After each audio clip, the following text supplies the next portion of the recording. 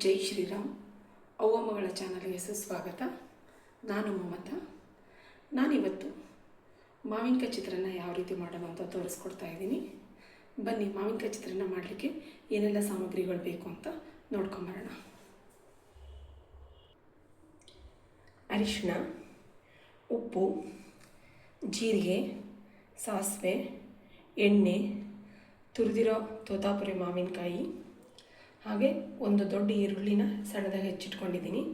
ಖಾರಕ್ಕೆ ಅನುಗುಣವಾಗಿ ಹಸಿರು ಮೆಣಸಿನಕಾಯಿ, ಕರಿಬೇವು, ಕಡಲೆಬೇಳೆ, ಉದ್ದಿನಬೇಳೆ, ಕಡಲೆ ಬೀಜ, ಹಾಗೆ ಕೊತ್ತಂಬರಿ ಸೊಪ್ಪು ಮತ್ತು ಅನ್ನ. ಇಷ್ಟು ಸಾಮಗ್ರಿಗಳು ಮಾವಿನಕಾಯಿ ಚಿತ್ರಾನ್ನ ಮಾಡಲಿಕ್ಕೆ ಬೇಕಾಗುತ್ತೆ. ಬನ್ನಿ ಯಾವ ರೀತಿ ಮಾಡೋದು ಅಂತ ನೋಡ್ಕೊಂಬರೋಣ. ಮೊದಲಿಗೆ ಪ್ಯಾನ್ಗೆ 1 ಟೇಬಲ್ ಸ್ಪೂನಷ್ಟು ಎಣ್ಣೆ ಹಾಕೋಣ. ಎಣ್ಣೆ ಬಿಸಿ ಆಗಲಿ. ಈಗ ಎಣ್ಣೆ ಬಿಸಿಯಾಗಿದೆ, ಕಡಲೆ ಬೀಜನ ಹುರ್ಕೊಳ್ಳೋಣ.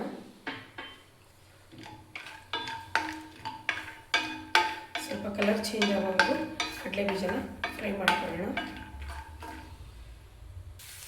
ನೋಡಿ, ಈಗ ಕಡಲೆ ಬೀಜ ಕಲರ್ ಚೇಂಜ್ ಆಗಿದೆ. ಇದನ್ನು ಒಂದು ಬೌಲಿಗೆ ತಕ್ಕೊಳ್ಳೋಣ.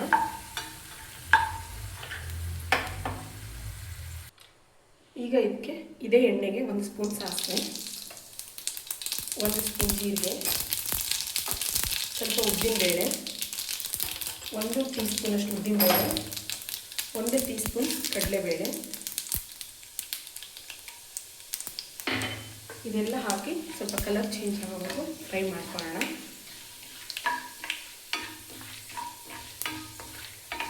ಇದು ಸ್ವಲ್ಪ ಕಲರ್ ಚೇಂಜ್ ಆಗಬೇಕು.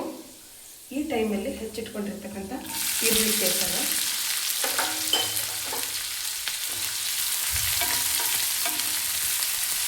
ಚೆನ್ನಾಗಿ ಮಿಕ್ಸ್ ಮಾಡೋಣ.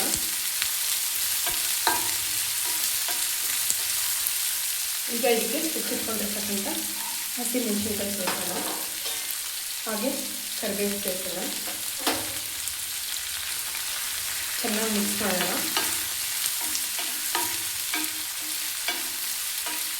ಈ ಟೈಮಲ್ಲಿ ಇದಕ್ಕೆ ಉಪ್ಪು ಮತ್ತು ಅರಿಶಿನ ಸೇರಿಸಿದ್ರೆ ಈರುಳ್ಳಿ ಬೇಗ ಸಾಫ್ಟ್ ಆಗುತ್ತೆ.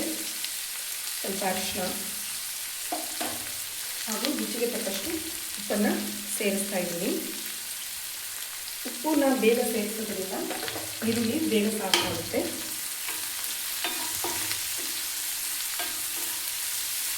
ನೋಡಿ, ಇದು ಚೆನ್ನಾಗಿ ಸ್ವಲ್ಪ ಕಲರ್ ಚೇಂಜ್ ಆಗೋವರೆಗೂ ಬೇಯಿಸ್ಕೊಳ್ಳೋಣ. ಇದು ಸ್ವಲ್ಪ ಕಲರ್ ಚೇಂಜ್ ಆಗಲಿ. ಕನಸಲ್ಲೂ ನೀನೇ ಸ್ವಾಮಿ, ಮನದಲ್ಲೂ ನೀನೇ ಸ್ವಾಮಿ, ಉಸಿರುಸಿರು ನಿನ್ನ ಹೆಸರೇ, ಕಣ್ತೆರೆದು ನೋಡೋ ಸ್ವಾಮಿ. ಕನಸಲ್ಲೂ ನೀನೇ ಸ್ವಾಮಿ, ಮನದಲ್ಲೂ ನೀನೇ ಸ್ವಾಮಿ, ಉಸಿರುಸಿರು ನಿನ್ನ ಹೆಸರೇ, ಕಣ್ತೆರೆದು ನೋಡೋ ಸ್ವಾಮಿ. ಮನೆದೇವ ಮಾದೇಶ್ವರನೇ ಈ ಮೊರೆಯ ಕೇಳೋ, ಮನೆದೇವ ಮಾದೇಶ್ವರನೇ ಈ ಮೊರೆಯ ಕೇಳೋ. ನಾ ತಾಳಲಾರೆನಯ್ಯ ಈ ವೇದನೆ, ನಿಜ ಬಕುತ ನನಗೆ ಕೈಯ ಈ ಶೋಧನೆ. ಮಾದೇಶ್ವರ ದಯಮಾರದೆ ಬರಿದಾದ ಬಾಳಲ್ಲಿ ಬರಬಾರದೆ, ನೀನಿಲ್ಲದೆ ನನಗೆ ಬದುಕೆಲ್ಲಿದೆ. ಮಾದೇಶ್ವರ ದಯಮಾರದೆ.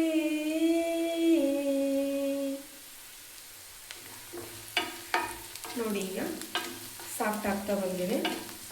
ಇನ್ನೂ ಸ್ವಲ್ಪ ಈರುಳ್ಳಿ ಸಾಫ್ಟಾಗಿ ಬೇಯಬೇಕು. ನೋಡಿ, ಈಗ ಇದು ಸಾಫ್ಟಾಗಿ ಬೆಂದಿದೆ.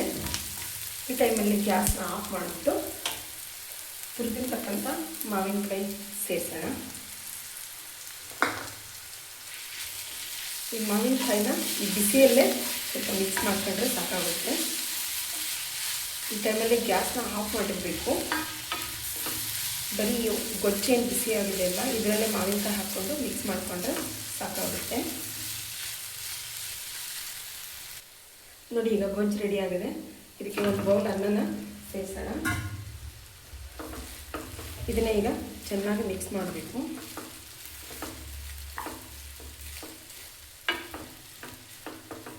ನೋಡಿ, ಇದನ್ನ ಚೆನ್ನಾಗಿ ಮಿಕ್ಸ್ ಮಾಡಬೇಕು. ಈಗ ಚೆನ್ನಾಗಿ ಮಿಕ್ಸ್ ಆದಮೇಲೆ ಮೊದಲೇ ಎಣ್ಣೆಯಲ್ಲಿ ಫ್ರೈ ಮಾಡಿ ಇಟ್ಕೊಂಡಿರ್ತಕ್ಕಂಥ ಕಡಲೆ ಬೀಜ ಹಾಗೂ ಕೊತ್ತಂಬರಿ ಸೊಪ್ಪನ್ನು ಸೇರಿಸೋಣ. ಈಗ ಮತ್ತೆ ಚೆನ್ನಾಗಿ ಮಿಕ್ಸ್ ಮಾಡೋಣ.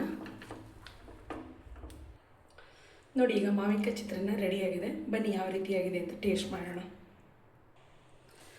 ನೋಡಿ, ಮಾವಿನಕಾಯಿ ಚಿತ್ರಾನ್ನ ಎಷ್ಟು ಸೂಪರಾಗಿ ಕಾಣಿಸ್ತಾ ಇದೆ. ಟೇಸ್ಟು ಕೂಡ ಹಾಗೇ ಇರುತ್ತೆ ಅಂದ್ಕೊಂಡಿದ್ದೀನಿ. ಬನ್ನಿ ಟೇಸ್ಟ್ ಮಾಡಿ ನೋಡೋಣ. ನೋಡಿ, ಮಾವಿನಕಾಯಿ ಚಿತ್ರಾನ್ನ ಎಷ್ಟು ಚೆನ್ನಾಗಿ ಕಾಣಿಸ್ತಾ ಇದೆ. ನನ್ನ ಮಗಳು ಅವಾಗಿಂದನೂ ಚಿತ್ರಾನ್ನ ತಿನ್ನಬೇಕು ಅಂತ ಕಾಯ್ತಾ ಇದ್ದಾಳೆ. ಬನ್ನಿ ಹೇಗಿದೆ ಅಂತ ನೋಡೋಣ. ಹೇಗಿದೆ?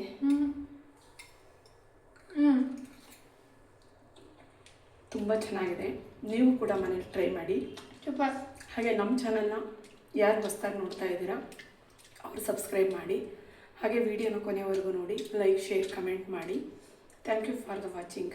ನೆಕ್ಸ್ಟ್ ವಿಡಿಯೋದಲ್ಲಿ ಮತ್ತೆ ಸಿಗ್ತೀನಿ ಹೊಸ ರೆಸಿಪಿಯೊಂದಿಗೆ. Thank you.